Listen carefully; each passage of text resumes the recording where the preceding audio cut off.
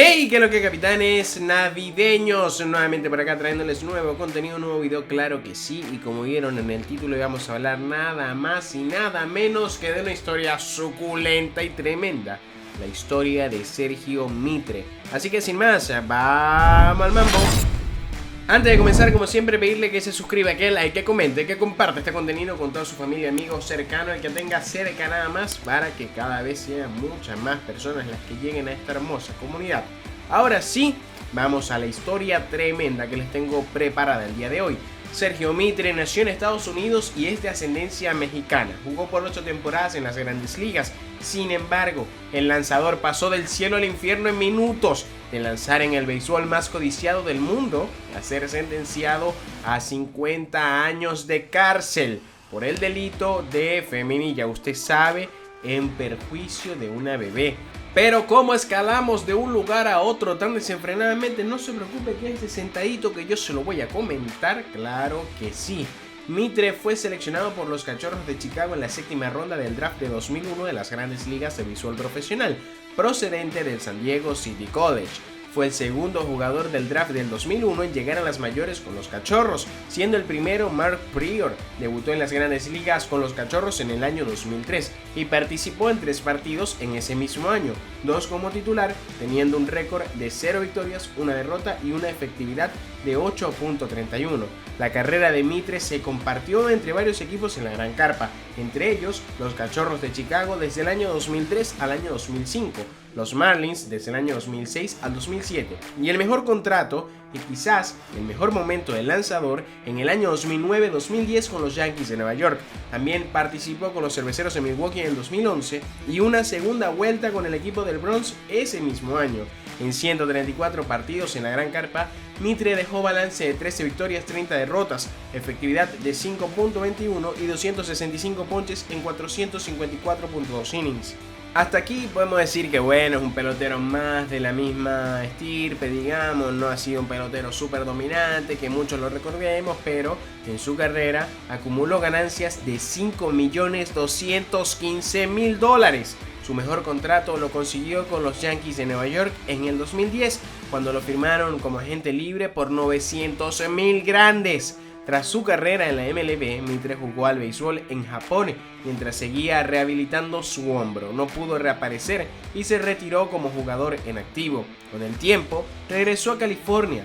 Fue entrenador de una organización de béisbol competitivo que fundó, llamada Playmakers. El 29 de abril del 2017, Mitre salió de su retiro y firmó con los Bravos de León de la Liga Mexicana de Béisbol. Fue canjeado a los Toros de Tijuana el 9 de julio del 2017, liberado de la organización el 26 de julio del año 2018. El 26 de enero del 2019, firmó con los Tecolotes de los Dos Laredos de la Liga Mexicana. Luego, en mayo, firmó con los Zaraperos de Saltillo de la Liga Mexicana. Durante su carrera deportiva, tuvo 2 momentos cruciales que dejaron su carrera pendiendo de un hilo. Vamos a ver la primera, que sería la que ocurrió en el año 2008. Mientras vestía el uniforme de los Marlins, Mitre se sometió a una cirugía de reemplazo de ligamentos Tommy John para corregir la rigidez del antebrazo derecho. Como en el caso de todos los pacientes operados de Tommy John, se esperaba que se perdiera entre 12 y 18 meses, por lo cual se perdió toda la temporada del año en cuestión. Los Marlins decidieron dejarlo en libertad al final de la temporada. Y la segunda situación que cambió la vida de este pelotero es que también en ese mismo año 2008 fue suspendido durante los primeros 50 partidos de la temporada 2009 tras dar positivo por androstenediona en agosto. Mitre dijo que el medicamento procedía de un suplemento legal contaminado comprado en GNC, pero asumió toda la responsabilidad por sus acciones. Cumplió su suspensión mientras seguía padeciendo las consecuencias de la operación Tommy John del año pasado.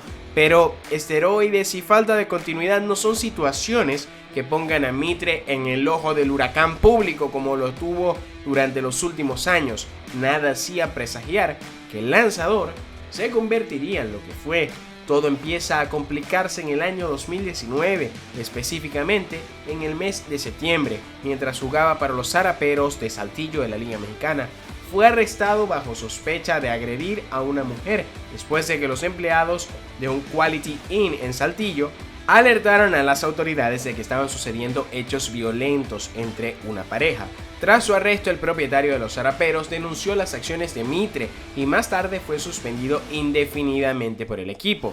Pero el lanzador no pisaría la cárcel por los momentos, debido a que pagó una multa de 20,000 pesos mexicanos. Sin embargo, cuando todo está mal, puede ir peor, señores, y así fue para el lanzador estadounidense mexicano. Pasaron muchas cosas, así que iremos comentándolas en orden cronológico para no saltarnos nada. Vayamos al principio. Primera parada, el 13 de julio del 2020, Mitre fue detenido en Saltillo por posesión de la Mariepa de la Mary Jane, de la que le gusta a mucha gente. Día siguiente, el 14 de julio, Mitre fue acusado de femini-epa y estupro agravado por la muerte y posible agresión de la que ustedes saben de la hija de su novia. Esto desencadenó que fuera ingresado en el penal de Saltillo. 15 de julio, día siguiente, tras conocerse los cargos, Mitre fue liberado por los Zaraperos y suspendido indefinidamente por la Liga Mexicana. 10 de enero del año 2022, comenzó así el juicio del lanzador Sergio Mitre. El 21 de enero, el ex lanzador de la MLB, Sergio Mitre, ha sido condenado. Y para llegar a esto, capitán, es importante conocer qué pasó, por qué lo acusan y cómo terminamos llegando a este punto. De acuerdo a lo informado por las autoridades, el ataque tuvo lugar en julio del 2020 en Saltillo, México. La víctima de 22 meses murió de un shock hipovolémico, según la revista mexicana Proceso. Según El Heraldo de Saltillo, la fiscalía informó de que, en parte, sufrió lesiones en el abdomen y la espalda, así como la rotura de una arteria que le provocó una hemorragia interna. Según la fiscalía, Mitre agredió a la hija de su novia, entonces 19 años, llamada Liliana Inés, en su casa del municipio coahuilense de Saltillo, el día antes de que la niña falleciera trágicamente. Quédese con el nombre Liliana Inés muy presente porque se va a repetir varias veces en la historia. La golpiza contra Inés fueron presuntamente provocadas por la falta de voluntad de Mitre de apoyar los deseos de Liliana de seguir adelante con su embarazo.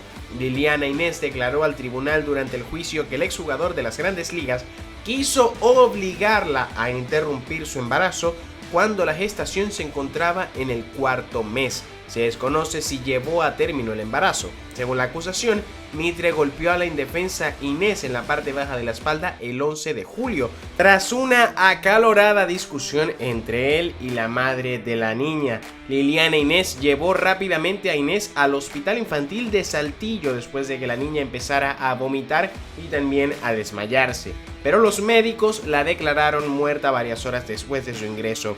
El lanzador intentó encubrir el crimen diciendo a los investigadores que Inés se había caído por las escaleras. Liliana Inés, la madre de la niña, fue detenida el 26 de agosto y acusada también de femini-epa, pero fue absuelta de cualquier delito el 8 de octubre del año 2021. Durante el juicio, Mitre trató de liberarse de los cargos de, ya ustedes saben, de quitarle la vida a la niña durante los argumentos finales, diciendo a la corte que Liliana Inés era responsable de la muerte de su propia hija, al traer a colación su pasado de violencia intrafamiliar.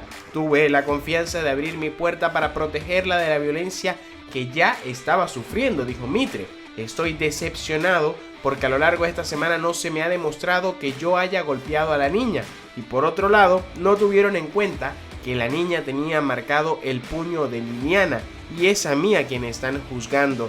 También aseguró en diferentes ocasiones que los delitos en su contra habrían sido fabricados, señores, puras patadas de ahogado, pues además de las acusaciones de femini-epa, negó haber tenido posesión de la Mari, ya tú sabes, que se encontró al momento de realizarse el cateo en su domicilio. Pero todo cayó por su propio peso y la justicia se dejó sentir. El 20 de enero del año 2022, Mitre fue condenado a 50 años de prisión tras ser declarado culpable en México de femini-epa por el asesinato de la hija de 22 meses de su entonces novia Liliana Inés. También se le ordenó ofrecer una disculpa pública y pagar una multa de $66,429 por los daños causados por sus acciones. Sin duda, señores, una historia de un pelotero que estaba en los cielos porque jugó en la gran carpa y cayó a los infiernos, demostrando lo peor de un ser humano. Si te gustó este contenido, pedirte que te suscribas, que es like, que comentes, que compartas. Ya tú, Chávez, ya no sé ni para qué te lo digo. Que habló el capitán, nos vimos.